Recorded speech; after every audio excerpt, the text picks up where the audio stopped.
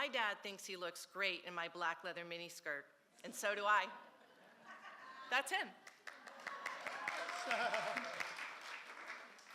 I'd finally given in to the reality that my hope chests of plastic bins of size 2 and 4 clothing won't ever fit my post-menopausal body again. Once upon a time, believe it or not, I was a hot hipster running around New York's East Village wearing a lot of leather.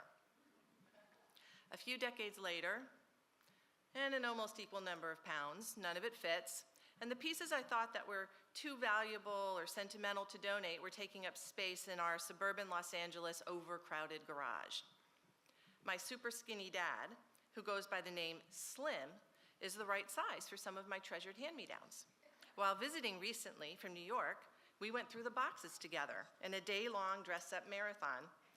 Now in his late 70s, Slim slid the mini skirt on and paired it with my fitted butter-soft leather blazer and his diamond tennis necklace.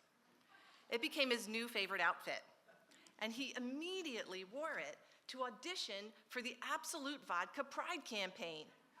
Slim booked the gig on the spot, and they loved the outfit so much, they used it for the shoot. Now, I didn't get stylist credit. Slim has always been the best dresser. Years ago, before coming out, he was a design manager for Playtex bras. I was the only person I knew who had custom-made bras at 14 years old, and certainly the only person in the universe whose father made them for her. He taught me to appreciate quality textiles and bespoke fashion. Slim was a dandy, in the classic sense of the word, always the best dress in any room, with a pocket hanky beautifully contrasting to his tie. His wardrobe inspired me. And as I began my career in the 1980s, I'd search through the racks of the out-of-the-closet thrift store in the West Village for designer men's suits donated, while AIDS decimated an entire generation of beautiful men. I'd have them tailored to fit and wear them proudly, as armor against the mostly male world I worked in, not realizing at the time how much closer they brought me to my own father. You see, I love dressing in men's clothing. Pockets equal power, and I wanted them in my pants, in my vest, in my jacket. My motto as a New Yorker living in the worst neighborhood in the city was to only wear shoes that I could run in, and I had a great collection of boots, some with pointy toes, some with heavy, thick heels, all useful in a fight.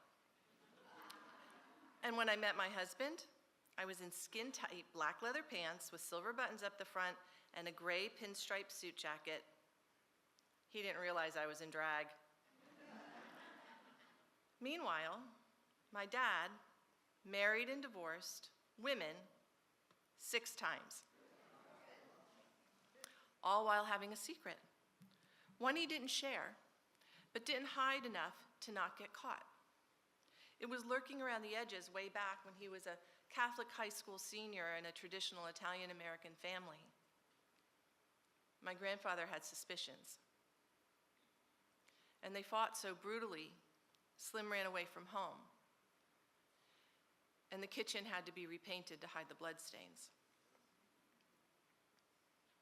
A few months later, he was back with my pregnant mother as assurance that pop-up must have been mistaken. There's something about Slim that all genders are drawn to, and we were close. He never hid from me. Without explaining their relationships, I knew some of his partners. When I was 11 years old, Alan was one of the most beautiful human beings I'd ever seen, and he gave gentle and tender haircuts. We would all go to Chinatown, where he would jokingly tell the waiters that I was his, while teaching me how to use chopsticks to find sweet morsels of steamed fish with ginger and scallions. Alan was lost to the heartbreaking plague of the 80s, and my father remarried again. A few years ago, at the emotionally violent end of his 6th marital mistake, Slim got caught again, and it got him out of the trap of that marriage. The first clue should have been the red toenail polish he stole from his wife. She was the tech-savvy person in the marriage, and that's how she discovered that he had a Grindr account, you know, the gay version of Tinder. He was free again, but this time he realized how much he liked it. And well past his 70th birthday, Slim decided therapy might be helpful. And he began to live openly as himself for the first time in his life, as a non-binary person who prefers feminine dress. He found a community of girlfriends around the same age, and they meet for weekly dinner parties at a sheltered clubhouse in Midtown Manhattan, where members may rent a closet and change into their preferred gender dress before dinner, if they're not able to do so safely before arriving. Many of them have been in hiding for decades, and for some, this is the only place they can be free.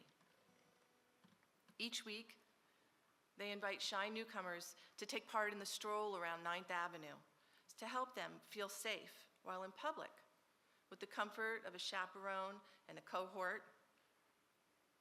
Slim doesn't feel pressured to adapt to anyone else's idea of feminine expression.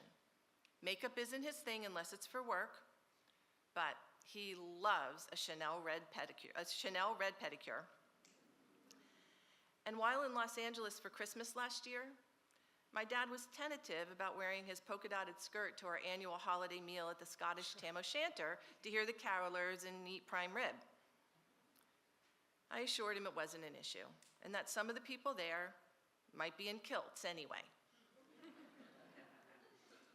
Now retired, Slim works as an actor and can be spotted in almost everything shot in New York City. He's booked frequently as his true self, no longer hiding behind his own armor of a men's suit. Slim is a role model for me, my sister, and his 4 grandkids, each of us diverse in our own ways. And we all accept him completely, without judgment. Except for sometimes when he wears those skin-tight cartoon cat leggings.